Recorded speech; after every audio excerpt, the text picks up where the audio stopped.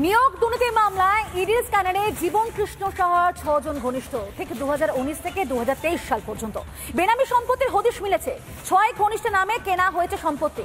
আর চলতি সপ্তাহে কিন্তু আবার তৃণমূল বিধায়কের গাড়ির চালককে তলব করেছে ইডি।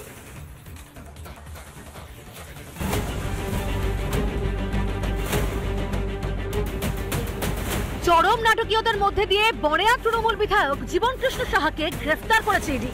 কেন্দ্র এজেন্সি নাকি জানতে পেরেছে জেলায় এজেন্ট এবং সাব এজেন্ট দিয়ে টাকা তুলতেন তৃণমূল বিধায়ক।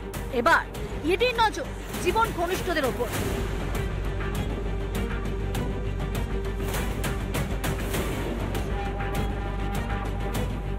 সাহাকে জিজ্ঞাসাবাদ করে 6 জনের নাম সামনে এসেছে। ইডি সূত্রে এমনটাই জানা যাচ্ছে। কারা এই 6 জন? এই 6 জন হচ্ছে এই 6 জনের নামেই কিন্তু প্রচুর বেনামি সম্পত্তি কেনা হয়েছিল।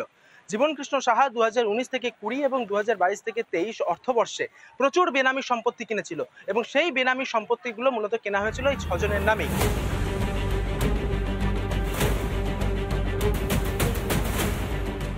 তাদেরকে ডেকে জিজ্ঞাসাবাদ করা, তাদের খোঁজ শুরু করাটা, তাদেরকে খুঁজে পাওয়াটা অত্যন্ত ইম্পর্টেন্ট বলে মনে করছেন এই তদন্তের ক্ষেত্রে ইডির আধিকারিকেরা। এর পাশাপাশি চলতি সপ্তাহে বিধায়কের গাড়ির চালক রাজেশ ঘোষকে তলব করেছে ইডি। যখন বড়মা তৃণমূল বিধায়ক জীবন কৃষ্ণ সাহার বাড়িতে ইডির আধিকারিকেরা এসেছিলেন, তখন ইডি আধিকারিকদের অপর একটি টিম পৌঁছে যায় পশ্চিগ্রাম আন্দির কিছুটা দূরে এই রাজেশ ঘোষের বাড়িতে এবং তাকে জিজ্ঞাসাবাদ করা হয়। যখন জীবন কৃষ্ণ সাহা ইডির সিবিআইয়ের হেফাজতে ছিল, তখন তার পাশে থেকে তার সমস্ত যারা খাস সঙ্গী তারা কিন্তু সরে গেলেও এই রাজেশ ঘোষ থেকে গিয়েছিল। ফলত সিবিআই হেফাজত শেষে জামিন পেয়ে যখন জীবন কৃষ্ণ সাহা ফের বড়মাতে ফিরে আসে, তখন একেবারে ছায়ার সঙ্গে অত্যন্ত বিশ্বস্ত হয়ে উঠেছিল এই রাজেশ ঘোষ। ফলত তার জীবন কৃষ্ণ সাহার সমস্ত ব্যাংকের ট্রানজাকশন থেকে শুরু করে যাবতীয় সমস্ত কিছু তথ্য, সে সমস্ত কিছু কিন্তু দেখভাল করতো এই রাজেশ ঘোষ। কিন্তু এই রাজেশ ঘোষের নাকি পাত্তা নেই এলাকায়। যদিও রাজেশ ও বাকি জীবন কৃষ্ণ ঘনিষ্ঠদের জিজ্ঞাসাবাদ করে জট ছড়াতে মরিয়া ইডি।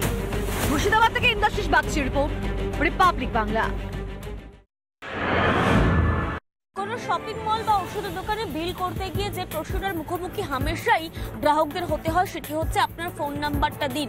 এবার সেই নিয়মটা অবশ্যই উঠে যাচ্ছে, তার কারণ ইতিমধ্যেই ভারতে লাগু হতে চলেছে বা খুব শীঘ্রই ডেটা সুরক্ষা আইনে নতুন নিয়ম কার্যকর হতে চলেছে, যার ফলস্বরূপ কোনো দোকান বা বিলিং এর সময় ফোন নাম্বার বাধ্যতামূলক বা ফোন নাম্বার চাওয়া যাবে না। আপনি না চাইলে ফোন নাম্বার নাও দিতে পারেন। বাকি যে কোনো বিলিং এর ক্ষেত্রে কোনোভাবেই নাম্বার দেওয়া বা ফোন নাম্বার দেওয়া বাধ্যতামূলক থাকবে না।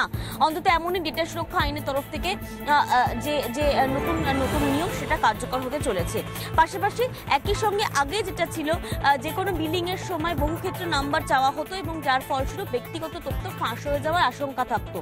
এই নতুন নিয়ম ডেটা সুরক্ষা আইনের ফলে কার্যকর হওয়ার ফলস্বরূপ যে তথ্য, ব্যক্তিগত যে তথ্য, সেগুলো অনেকটাই সুরক্ষিত থাকবে বলে মনে করা হচ্ছে।